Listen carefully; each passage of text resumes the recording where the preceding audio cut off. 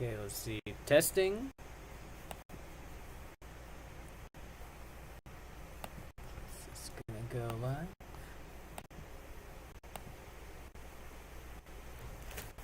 Okay, let's see. Testing. Let's see there. This is gonna go live. Okay, so welcome to probably the first A&M painstaking programming live stream. So today I'm going to basically be programmed something called Herobrine, and this is originated. Oh my god, this echo. This is basically going to originate from the idea that the Spawn Masons had in 2B2T when they basically used a lot of bots to basically make a massive obsidian structure.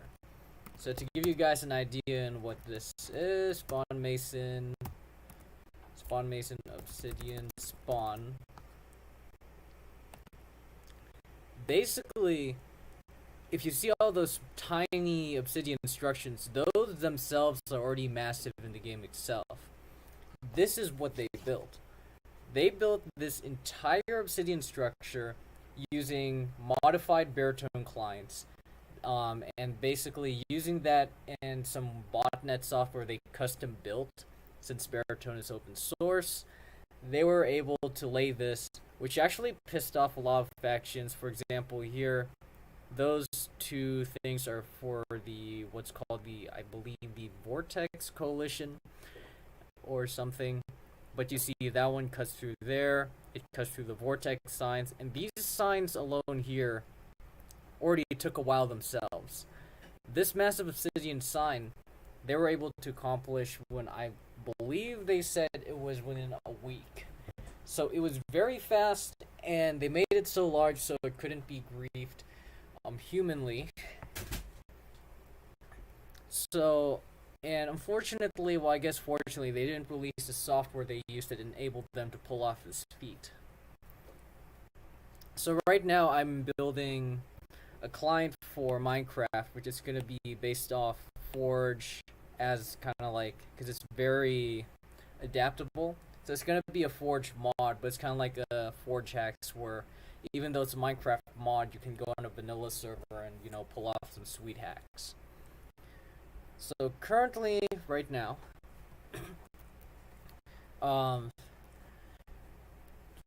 this is like what I've had done. I started this project around when quarantine happened. Initially, I was going to do some programming and operating system, and then I saw this by watching some 2B2T Fit MC stuff. So this one is actually split into 3 projects. I'm going to show you right here, and this is my beautiful GitHub. So you have Herobrine Soul, which is the client. This one is actually the Forge mod that you're going to install into your client. And what this will do is you can enter a single command, or you could even just hard code it to make it easier if you're running some sort of faction on 2B2T or 6B 6T or whatever, and simply hook up to what's called Herobrine. Herobrine is going to be the master server. And what this does is this allows you to basically, let's say you have the Herobrine server running, and you put in some commands, or you could even make a fancy GUI for it. Basically, it will send a signal to all the souls, and the souls will do your bidding. Planned features include a hunter-killer mode, which basically means you can command all of your souls to search for a certain player with a certain username, and then once they have searched cooperatively, so that basically means that each single soul will be searching their own tract of land instead of overlapping, looking around randomly. And then once one of them finds it, it'll send a signal to Herobrine, and Herobrine will give the coordinates to everyone else to rush over and kill them. Sounds morbid, but that's honestly going to be the future of warfare. Welcome to 2050. I do hope that comment doesn't age well, because... okay. So right now, the unifying factor is actually, there's going to be a third one called the Herobrine Soul API. And let's see. So I guess GitHub decided to hide it from.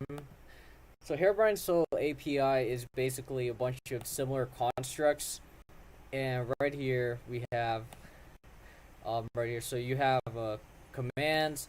So commands are basically what you can pass through each soul, and like they're gonna be contained in a lot of like certain stuff.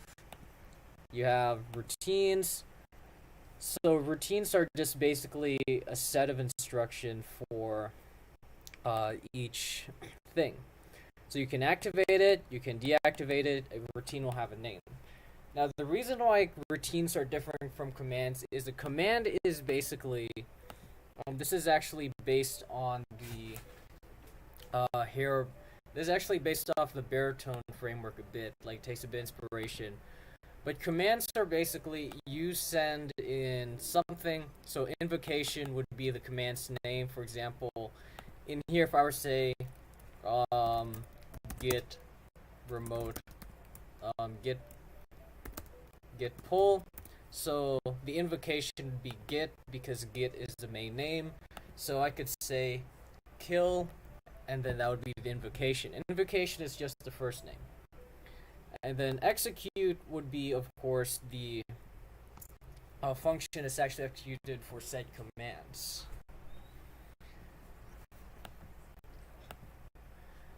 What this allows you to do is that instead of having, routines too heavily coupled from commands, for example, if you already have a search and kill routine, then you can have a command coordinate a search routine and a kill routine instead of having to make a third search and kill routine, which would just be duplicate coding.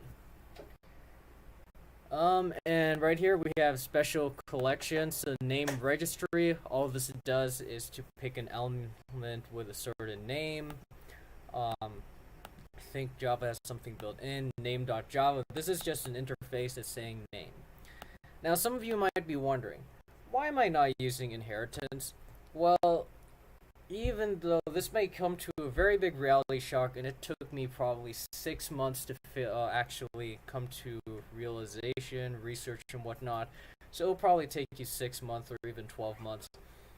But basically, inheritance heavily couples the code, because the point is for inheritance is, of course, if you have dog.run, if something's a dog, you could say run, or, well, let's say dogs bark, to be more specific, then it will bark. So it could be any object, and you can just say dog bark, and it will go woof or something. Now, the instructions for bark would be, of course, print bark, but then it could also be print woof. Now, the problem with that is, let's say I changed it in the parent class, and they're relying on the super version for like bark, so I don't know, wolf or something. What that does is basically all the changes cascade down into like all the lower classes in an uncontrolled fashion, because again the point is to have a common interface with bark. There are, and also an object could not only be a dog, it could be a mammal, and for a dog is something that runs. But then let's say you have mammal class, and then from the mammal class you have a running class. Well, and then you have a dog class. Well, the problem with that is, you have reptiles that can run, so we're going to have a duplicate subclass, that inherits from reptile. The solution to this is you have a run class. And this may seem very hard because a lot of college courses especially like to worship inheritance. But trust me when I say this, there is an inheritance tax and you do not want to deal with it. Initially, most of the textbooks praising inheritance will show you a neatly ordered tree. But once you get to a large-scale practical project, that tree becomes a jungle, and that jungle will just haunt you for the rest of your programming project lifetime. Honestly, my theory could actually extend to that's probably why Internet Explorer sucks so bad because, when you're starting out to code, kind of do some makeshift stuff, and it's really hard to organize. And it will bite you back later. Like, you want to be able to work with bad code and learn how to organize it. That is a skill. But, like, once you get to the advanced stages, you should generally have a good idea on how to organize it. For example, some of the early projects, GIMP, which is basically open source Photoshop, is still stuck in 2.0. For the past 4 years, they have been promising to release GIMP 3.0, which basically is gonna make it very close to. It's probably being able to compete with Photoshop and GIMP 3.0. But it has taken them so long because they've had to organize everything, and of course, that was probably from the era back then when everyone was inheriting stuff. You want to do interfaces, inheritance should be like your last resort. And then in Python, you don't even need to care about inheritance too much because you have duck typing. So as long as any function has a woof, I don't care if it's a dog or it's a grizzly bear, if grizzly bears could woof. As long as it can woof, it will woof. And that is kind of like an architectural rant. So right here, of course, we have here networking. So currently we just have IP address location for the Herobrine Soul API, and this is basically a simple construct that stores an IP address and a port. What this allows is to pass information through a common way of delegating stuff through both the client and the server on kind of network locations. Eventually, for networking, there will be packets that are passed around containing commands and whatnot and directives. Currently, I'm thinking of making the packets based on either objects or text, since Java has a pretty nice not tokenizer. There's a certain term when you turn like an object into a stream, but it's in network. It's like in the networking library. But right now, the point is to actually just simply get something to run. So I did leave this code alone for quite a while. And for some reason, I did not touch anything in this code. Herobrine Soul API, which actually interfaced very well, because I actually spent a week or so actually finding the common codes between the client and the server. For some reason, it will not build. So today, instead of showing you the capabilities of Herobrine, because I was able to get multiple Herobrine client instances running simultaneously and chanting stuff, and it was beautiful. I absolutely loved it.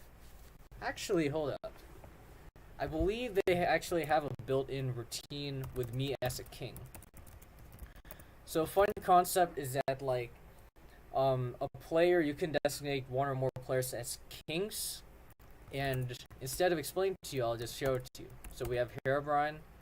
So this is going to be the Herobrine Soul. I believe I already have that open. Some of you might be confused, where the hell is the IDE? Well, young lad, welcome to the world of command line programming.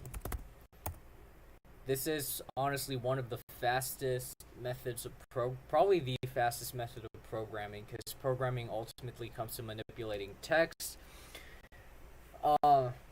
You used, there's a text editor called Vim, and if you put in a plugin, it basically becomes a fully fledged IDE, and you don't even need to lift your mouse unless you're running the video game.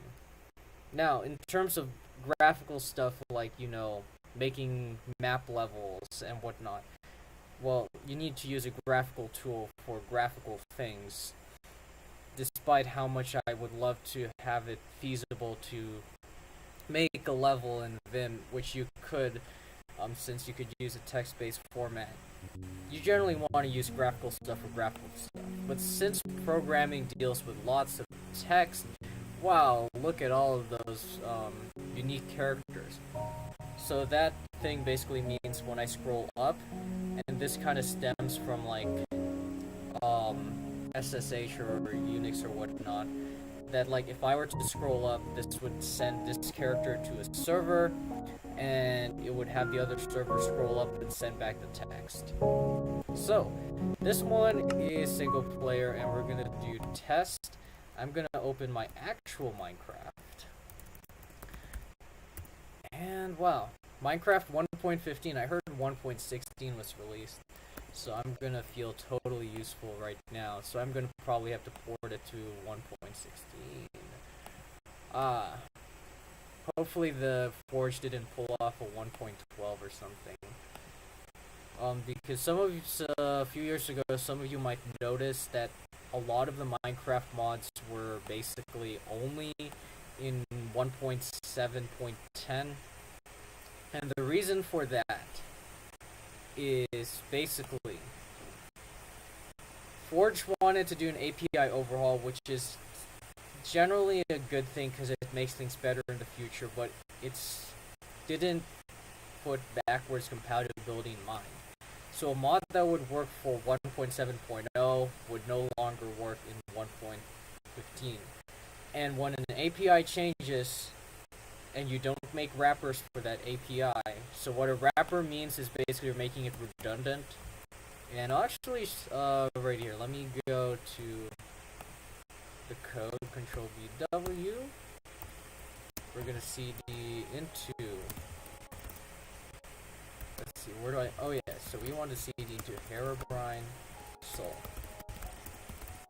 So right here in the source, CD Java Soul. So right here, if you CD util, CD wrapper, so vim minecraft wrapper.java.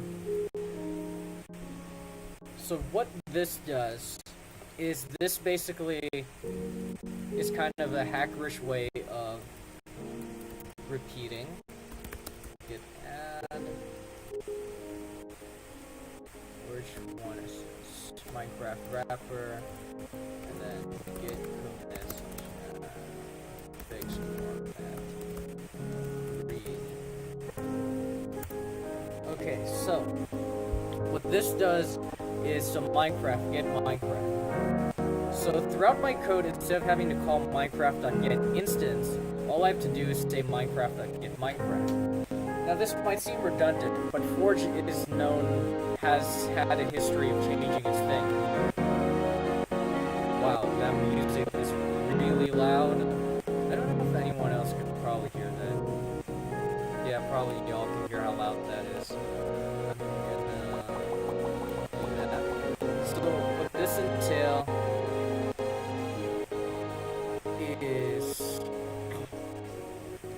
this entails is that if I do Minecraft.instance and then import the net.minecraft.forge stuff all over my project, in Minecraft, one day Forge decides instead of Minecraft.getInstance, it's Minecraft.getInstance, or I have to make an instance of Minecraft and then pass it down to a global variable or some random bullshit.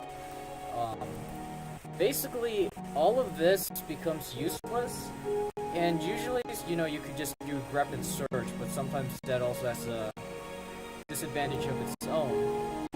But basically, I have to go throughout my code and replace all of this. And sure, there are ways to automate it, but it's not necessarily perfect. So instead of that, what if we just did Minecraft, made a Minecraft wrapper class, namespace? Because Java makes everything an object. It's not really an object, even by definition, to be honest. But Minecraft, again, Minecraft. So all I have to do is say Minecraft wrapper.getMinecraft. And so if this ever changes, which it probably will, the seconds are ticking. It will change. All I have to do is change the single line, several of these imports, and we're coolio. Oh. Kindcraft. Let's see. Project Herobrine Soul. Okay. Oh yeah. So let's see. What if I do this? Okay. And then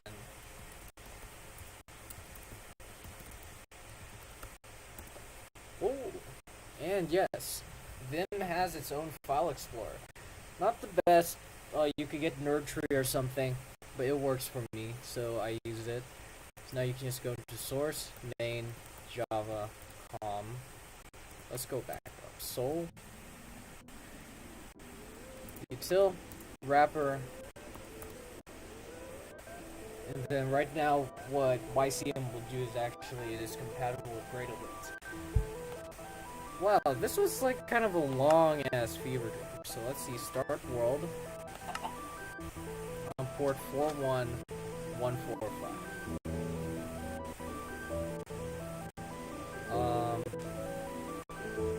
So now I'm gonna open another Minecraft instance, which hopefully will not, well, I don't think it will crash my computer. This is a Zephyrus, well, not even a computer, it's a laptop, it's pretty good. Localhost.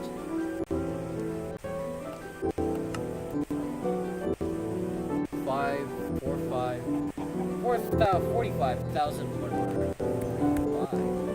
Oh, that is a satisfying number.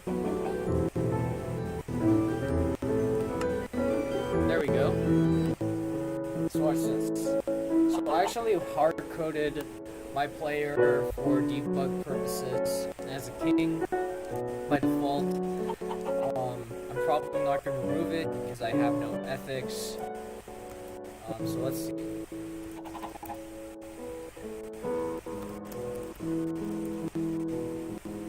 Oh shoot.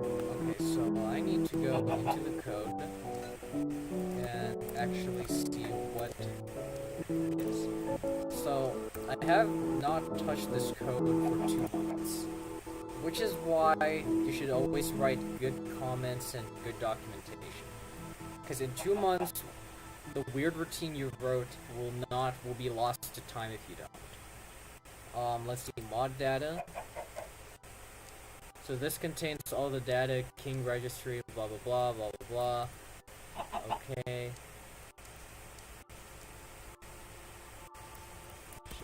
Okay, so explore, builds. So mains, Java. Util, wow, Java has like a lot of folders, or at least Gradle does, which is one of my biggest pet peeves in it, but you know, you gotta do what you gotta do. So, let's see. So client mod.java. Is my name in there? My holy name. Okay, so kings. What I should have done is actually go into the commands. Okay, echo command. Let's see. String get invocation, echo, string dot get name. So if I said echo, echo. So let's see what this. Let's see if it gives an error. Okay. Listen for king routine. So now, and again, like, one thing that you will learn in coding is that nothing will work. If it does work, then you were blessed. That's just a fact of life. So we're gonna go into, let's see. So client mod.java, and it said listen. So listen for king command.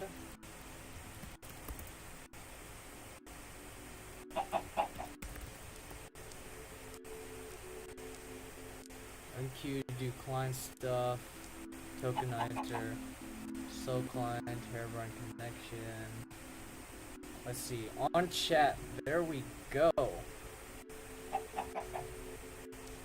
So, no host connection, blah blah blah. On server starting.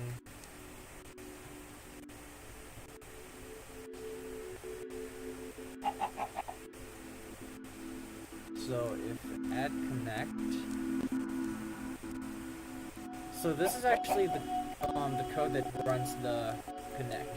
Since I do not have a Herobrine server running, it's not going to connect right now, but once we find the error, I believe it has to probably do with an update in the Java stuff, so that's going to be fun hunting down. Do client stuff, set up on chat. Add king, set up final, blah blah blah. Register this, get mod event bus. On chat, server.connect, try. Hello from server starting.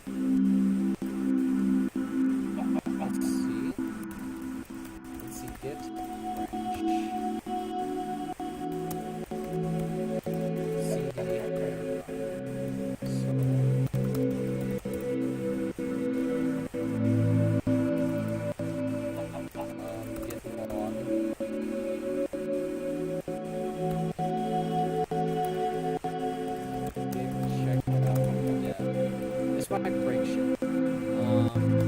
branch. Oh shit. Okay. So that may or may not actually be what's wrong. It's because we're in the wrong branch. We are in the wrong parallel universe. Okay. So we're gonna just kill the client. Do a run client. Wow. Don't you love being in a wrong parallel reality? So now we're in the development. So for those of you who haven't touched Git, learning how to use Git is basically at this point it's just as important as learning how to read and write in a programming language itself. Because Git is how you will be communicating with your fellow nerds in development. It's probably one of the only ways.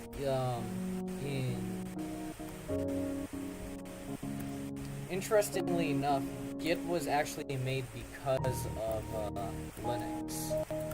Now, most of you will probably come to know that I love Linux. I'm actually programming in Linux. This is not Facebook logo, it is the Fedora logo. Okay, so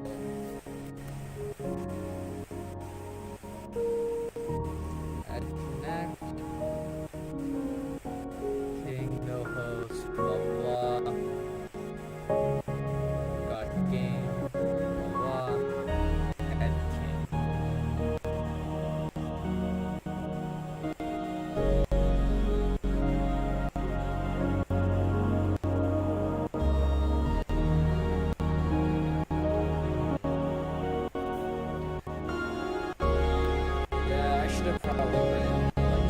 Documentation for this. That's honestly what happens. Now I have to like look through the code and see what the hell is, how do I even say command? Because it does run, which is good.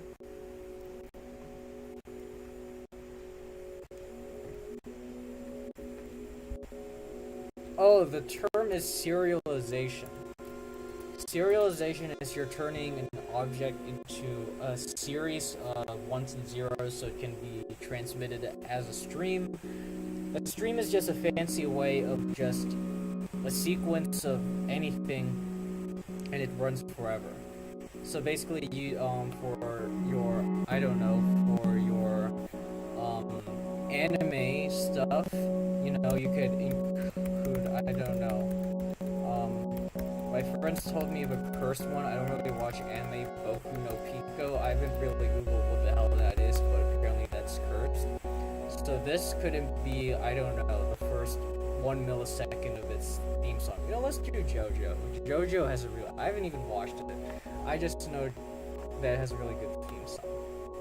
So what a stream is that instead of transferring a distinct file to everywhere, a stream just does a bunch of ones and zeros.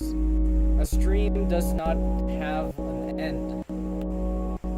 It can keep streaming stuff. That's why you can stream a movie. Because when you stream a movie, you're not downloading the movie in full, you're just reading the stream of ones and zeros and interpreting it as frames. That's why streams were actually very revolutionary.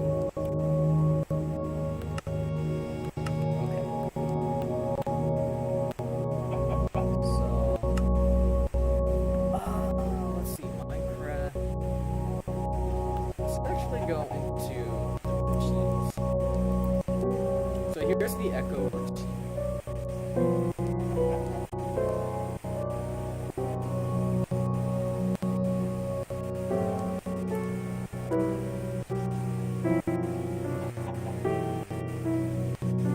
I wonder if I fucked it up because I was... Anyway, let's see. So right here, this is the name. So this routine, basically when you start, has king, blah blah blah. Oh, I have to echo my subject's echo, I believe is what I'm supposed to say. I have a big ego, I guess. And time to connect to this server was 36889. So localhost 36889. My subject's echo.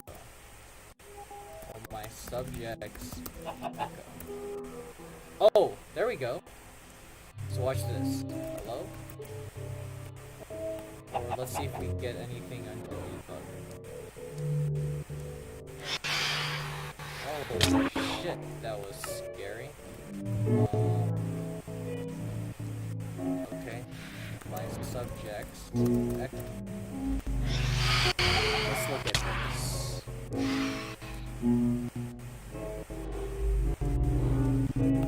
So right now, let's look at... Wow, that is not disturbing at all.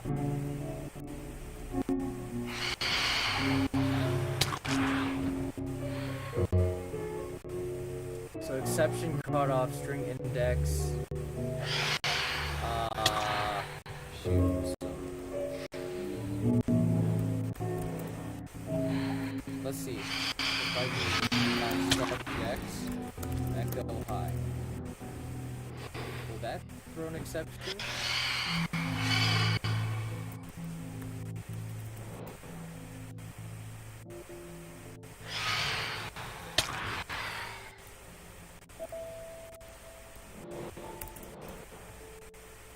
Okay, so let's see.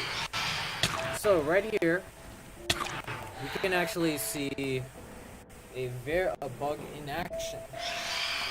So again, this is what you're gonna be looking at 90% of the time when programming.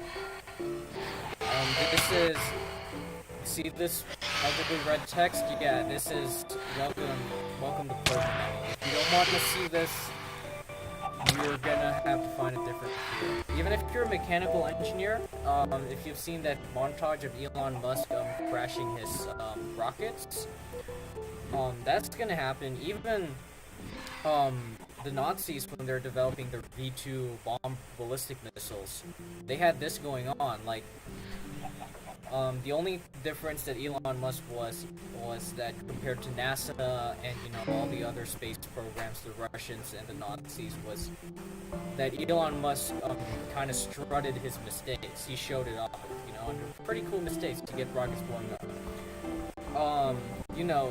Being a powerful country, or formerly a super powerful country, like America, Nazi Germany, and Soviet Russia, you kind of had an ego fest going on, and the ego fest is still going on. Not to get geopolitical, but I think we can all agree that like world powers generally have big egos. It's kind of like when you become the admin of a Discord server, like you kind of realize how much power you have and you want to test it. So generally, they didn't really televise any of their rockets failing. Also, the difference was that this was kind of paid with tax dollars. No, I don't think the tax would be in a factor because, we're already wasting lots of money, kind of strutting it around, so, never mind on that theory. Anyway, so let's see. So right here, we have our Elon Musk space crash. So right here, this is called a stack trace. What the hell is a stack? Let me count the ways. So we're gonna make another, and instead of okay, so a stack trace. So let's say when you call a function, we're just gonna say void hi, and what this function does is it calls function hello. Okay, and we're just gonna do hello. And we're just gonna put nothing for now. So code runs down to, and then here we're actually gonna call hi. So what this does is when it reaches hi, it's gonna save its location in something called a call stack. So it puts in the call stack hi, and then it goes into hello. So it puts hello on the call stack. Since hello does nothing or does, instructions, we're just gonna put instructions. It's gonna go here, and then it exits. Once it finishes executing hello, it goes back here, because its call stack tells it to. Then, hi finishes, and then it reaches a blank line and screams at you if it's a compiled language usually. Now, interesting to the reason why they called Stack Overflow is the call stack is limited. It is also generally stored in non-dynamic memory, and what that means is that it is set, and is a lot smaller than what's called a heap. A heap is another thing for another day. Basically, call stacks is, you're orderly, you put stuff on the stack, that's called the push, you pop stuff off, end of the day. Heaps is you can throw shit in, and the good thing about that is you can have a lot more dynamic stuff, but you need more logic to handle managing a heap, so let's say what happens if I have hello call hi, and hi call hello. Hello. Okay. So we go here. So program goes, boop, hi. I put down the call stack. Okay, hi. And this is actually kind of like how I visualize it. Then, so we go to hello, call stack, boop, hello. Okay, we go here, hi. So now we're back to hi, and then hello.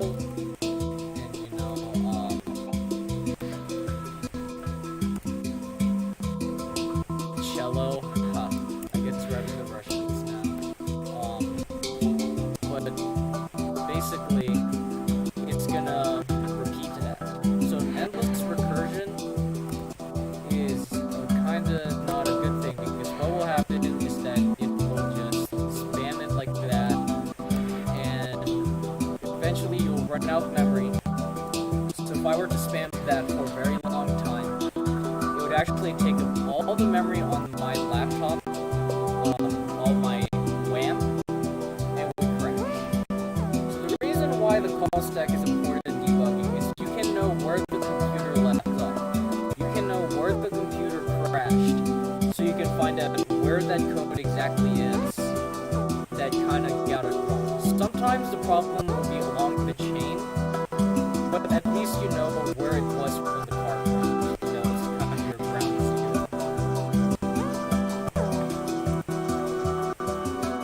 right now we have to read the call stacks.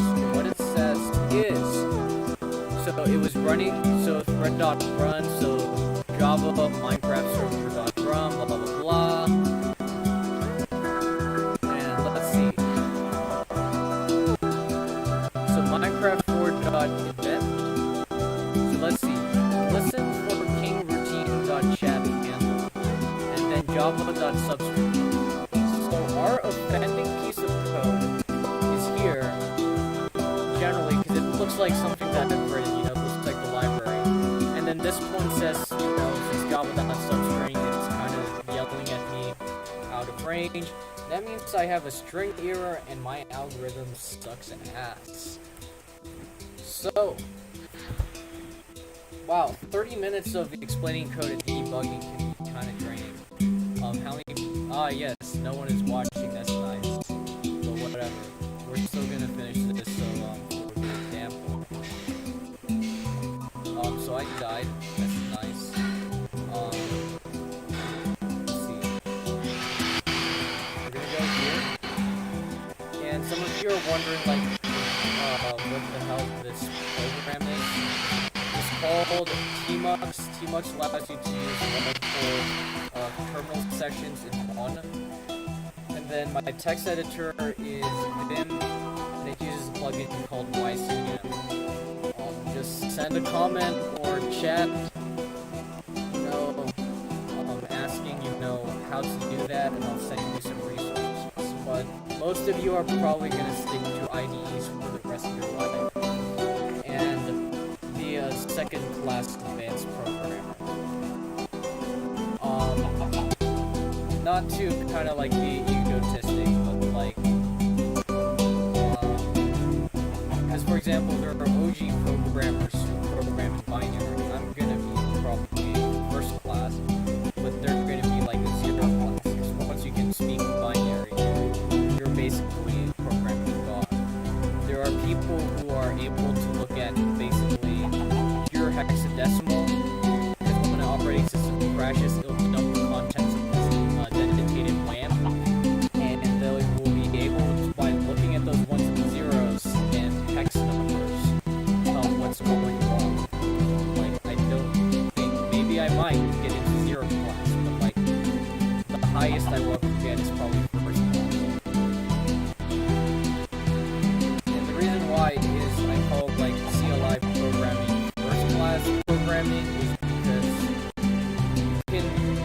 this is more log into the server, basically, because most servers have VI installed, especially Unix. So, and this doesn't require much bandwidth. And then a majority, and then you can also do a lot of fast stuff with them. Some of you, there's probably one Emacs user. I'm kind of cursing in the background. But hey, at least I still have a ping. And that is how programming trash talk sounds. Like, you will get into some really large-ass arguments with your programming peers. It's gonna suck. But it's also gonna rock. So let's see. So this says routine cannot be solved into a type. Error cannot access routine. So, what does that mean?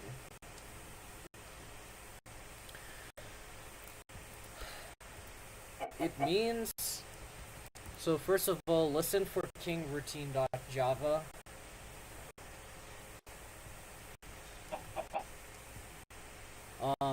The offending line was, according to the dump, let's see. Listen for king routine at Java line 65. Java by default will always have like the text stuff, which is kind of also why it runs slightly slower than like the build production, but honestly leaving debug code even in production will save you a lot more time for customer support. So we're gonna go in 65. So string raw R's, blah blah blah. So this one is what it is.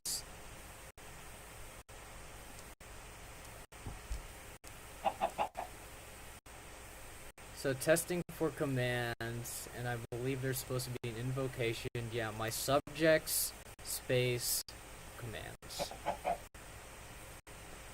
So what is it trying to do here? So we know that at line 65, it removes a prefix. The prefix is this thing. Huh. Wait, what if I do this? So that's an off by 1 error. We're gonna close that, crash it, and then we are going to start this again. Haha, there's also a spam command, so if we get this running, I'm probably just gonna, well, we have 18 minutes left, but I might call it a day after getting this run.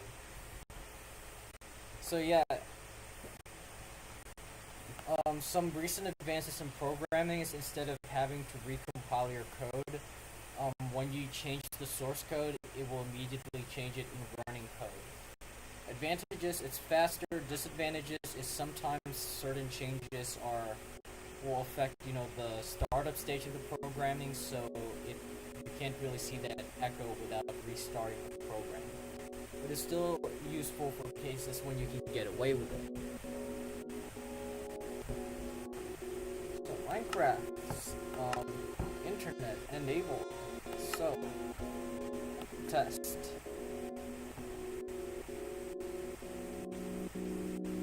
Now, some of you might be asking why full screen. I've kind of always did CLI programming like this, kind of just having stuff in the background. I guess it's not aesthetic for you if you're watching YouTube, so yeah, there we go. Now it's working. We're gonna open this to LAN. There's probably some way to automate this. 3814.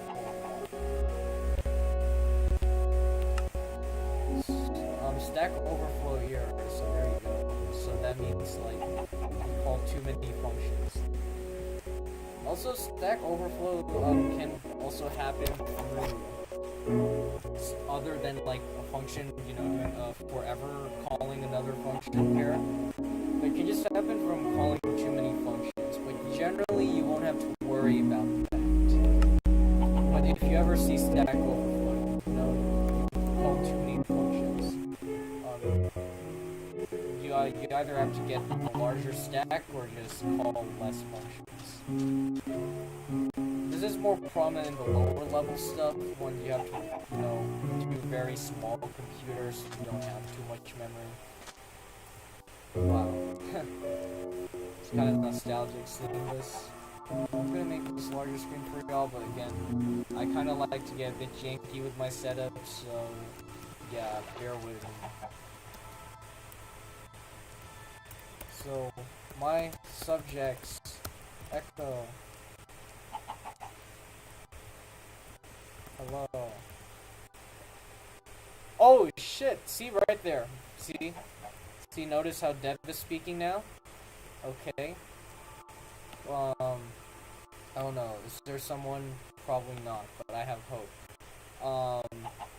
There was one concurrent user, now I'm feeling kind of lonely now. I have nothing, so I'm just gonna probably just say, crippling depression. So it's echoing. Now, the fun thing is, imagine if you had like 10 of these bots. You would clear the chat immediately. My subjects, no echo. I believe, let's see, what do we need to do? So there is actually a command that will have someone deactivate, will have the soul deactivate its routine. So, W, X, echo routine, spam, so, we have to go into commands, no commands, no cancelable.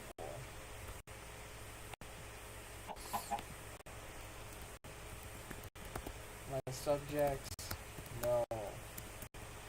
I think that would have, let's see, we're probably gonna have some red text up there. subjects, no echo. Yeah, that's probably gonna need some work. So my subjects spam hi.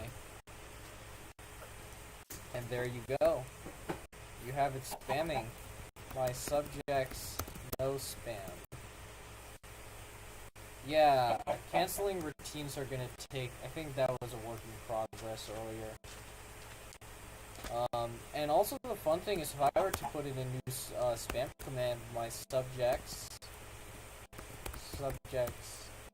spam yo mama, there we go, yo mama 0.1, let's try, and let's try 0.001. Nah, so it's not gonna spam 1, yo. Yeah, so it doesn't take a time input. I think I was trying to get that down. But yeah, that was the most advanced command. Let's see, so there's supposed to be other commands right here. So now you see that terminal movement is satisfied.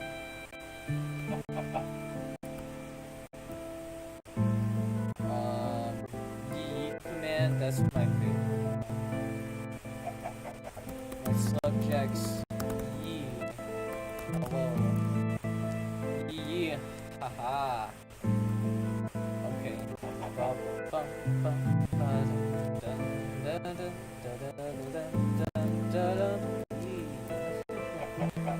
So echo, spam, and use. Spam was probably the most complicated one because you have to use so when it's activated, it'll activate the spam routine. Hold on, let's see. Try spam interval token next token parse int. So yeah, let's try this.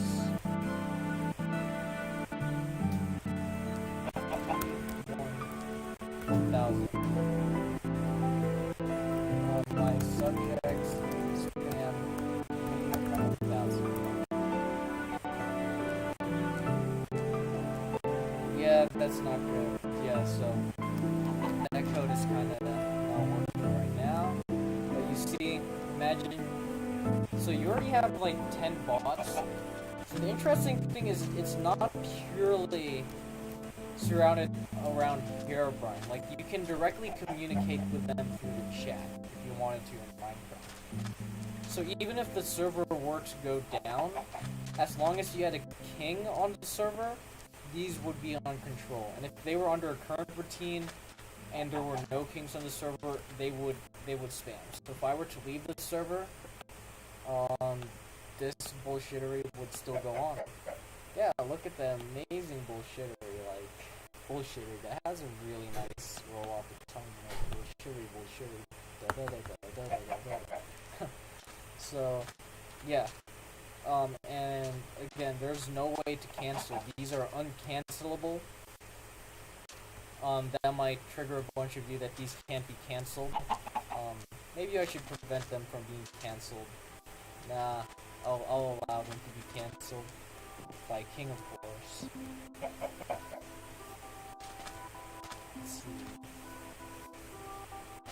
So, let's see, what else could I show? So currently, yeah, so we've kind of debugged that. So the issue in, the reason why I was giving, 1 by off error is, I'm gonna so right here, is there is a routine called the listen for king routine. This is activated by default. And what that does is that it subscribes to an event whenever someone says something, it will check if the player's a king. If they're not a king, it returns. You might be wondering, why am I doing this exit early? Well, that's because I don't want long arrows syndrome. So if you have a bunch of if statements nested to check, it just kind of obfuscates everything they start to read. This is simple. If it is a king, then boom. If it's not a king, then get out of here. Okay. If the message starts with a prefix, then it go. But if it doesn't, then get out of here. So these are reality checks to make sure that the preconditions of the contract are satisfied. Contracts are basically contract-based programming states that there are certain preconditions that need to be satisfied, and there are certain post-conditions that will be done. So precondition is, for example, if I buy a television from Walmart, I need to give them $700. That's my end contract. The post-condition would be getting a TV. Now, in terms of programming, holy crap, we're under attack. In terms of programming, a precondition, for example, is if I have a square root function, it has to be greater, it cannot be a negative number, it has to be an integer. Not an integer, it has to be a whole number, or a whole number, because that's 0, 1, 2, 3, blah, blah, blah. No, not even a whole number. It just has to be it has to be a positive number or 0. There we go. So precondition is that it must be greater than or equal to 0. If that's not satisfied, the program will just not do anything for it. The post condition is that it will give me the square root of the said number. So right here the precondition is well, actually this code is meant to kind of fail, so if it's not, it's okay. Other times you want your code to fail with insertion, because if someone's trying to send negative numbers, something's wrong with like the earlier statements. This one's just saying that if this is, if it's a player, and it's saying a command, so it has to be king and saying a command, it will execute it. Because if a player's not a king, they're not worthy to be trusted. And if it's not a command, then why the hell?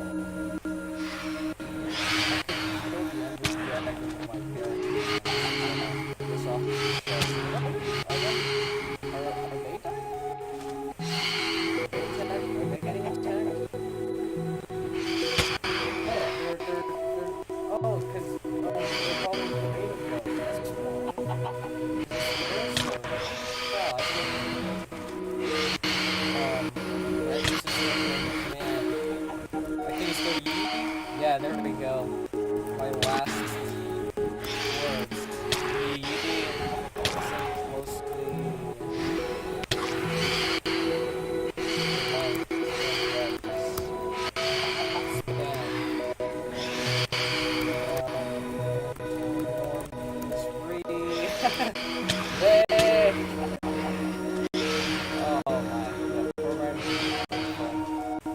As you see, like, you have moments of glory being chased by phantoms, getting while your AI robot spams through you.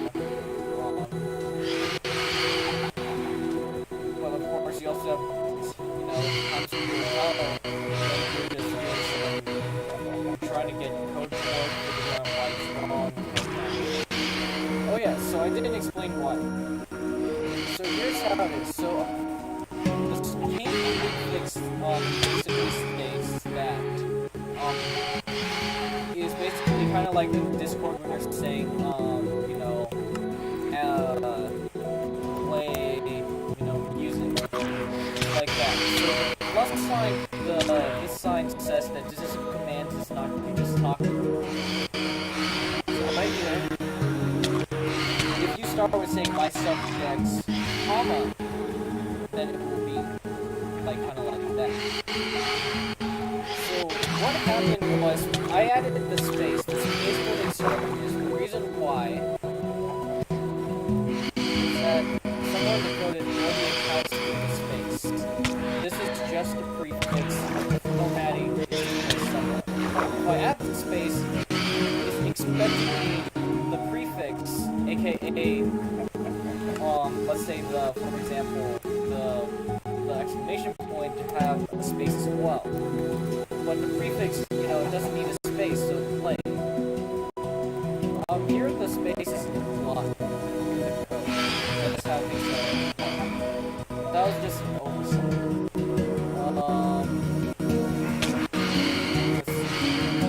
Oh yes. Oh, because this has like syntactic doesn't have syntactic. I'll probably disable syntactic for Java files. This error is actually YCM does really good C++ and Java's error limiting already. I just installed another one for Python called syntactic. But that's what y'all are taking. Y'all right now. Or glorious Lord and Savior There's 4 minutes. So I'm gonna show you kind of like how. So I'm gonna probably save it quick because this is getting pretty annoying. So we're gonna go to our GitHub. So Control D, ls clear, and then git status. So this shows a modified file. You can always cd so you don't have to type all this, but Git will automatically know which files. So first of all, most of you not most of you, some of you probably already know the gist. So when I change a file, it's not automatic. And save it. Git will say, "Hey, a file's been changed. Let me look into that." And it will, so when I say git status, it says, hey, this file has been modified. Because you want to be formal, I guess, in programming. So first things first is that, let's say I have multiple files and I want to split up the changes. That's why I always have to add them, git add, like that. Git add, so I can add them individually just in case I made too many changes without, doing atomic commits. You could also do git commit /a, but that will forego some other stuff. So git add, so git status shows that these are on the stage. What that means is, so imagine each change is a person, okay, and each commit is a screenshot of each change. So, and of course the git branch is a timeline of said changes. So when I say git add, these people are put on the stage, and when I say git commit, that is put on the stage. So remove fix king prefix error. Holy shit! I added a space. I implied that there was supposed to be space in code. This may be a bit of coupling, and maybe should be left to the prefix. I'll sort it out another day. And never. I almost swore. I still have math class to go first. Never do it anyways. I'm gonna have this commit haunt me one day. I am still alive, and it is August 2020. I do hope the Russian vaccine works.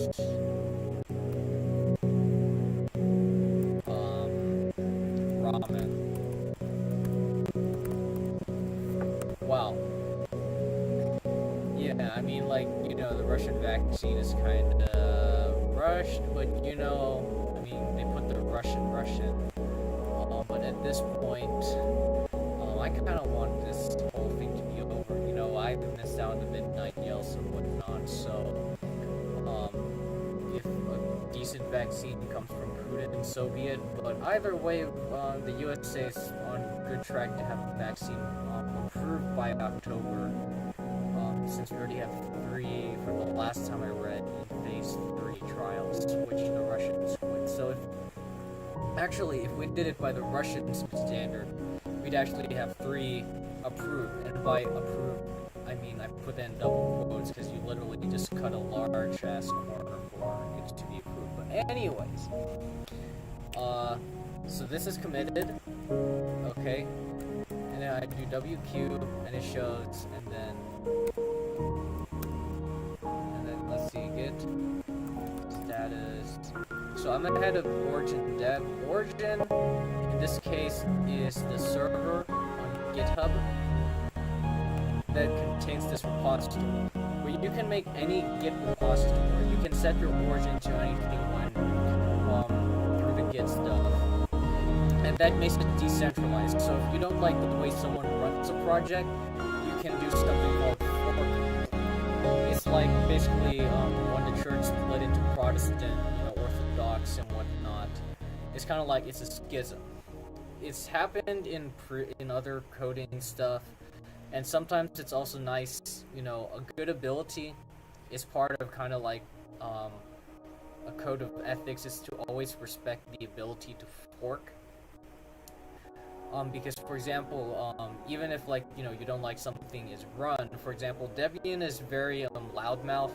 That's kind of my style, but it's not everyone's style. So Ubuntu was kind of like forked off of that, to have a more sipping on a cup of tea moderated style. But Debian is honestly kind of revolutionary in how they have like a large ass democratic process on voting and everything, and then it's determined on like who does the work, because you should be rewarded for doing work. So let's see here.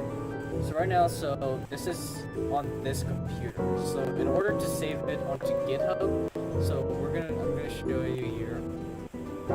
And most of you probably, like some of you have already touched this, but for those of you who didn't, I'm gonna show you the school.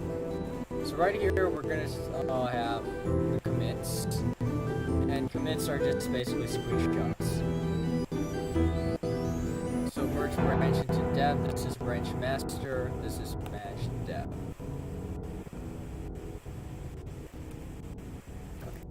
Git branch. I should have probably made a feature branch for that. So git push origin master. Git push origin dev. Usually ask for a password, but I have it saved through some. So now you have boom, move readme to forge, boom, it's there. So this change, this single ass change, has fixed all of our problems. It is 33. So yeah. Whoa, what did I do? That was scary. So I'm gonna close the client. Control B, Control S, and Control B, Control B, Q. No, that's tmux how to exit out of session. I could probably put in a command to like also close the stream. So Control B, kill session, and ta-da! That is command line programming. You're probably expecting me to do it through IntelliJ, but if you know IntelliJ, you could probably adapt what I've done. But if you've noticed, you had a debug process. I didn't touch this code in a while. I left in some, good enough documentation. I was able to look through and analyze the code without having to do too much head scratching. I did debug, repeat, so that's, the debug build cycle they talk about. That is very terrible, but it's a necessary evil. And it's really just also just Googling stuff around as well. So that is going to be the end of today's live stream. Next up, we will be fixing Herobrine Soul API so it can actually compile. Um, have a nice day and have a nice weekend. Most people stay safe.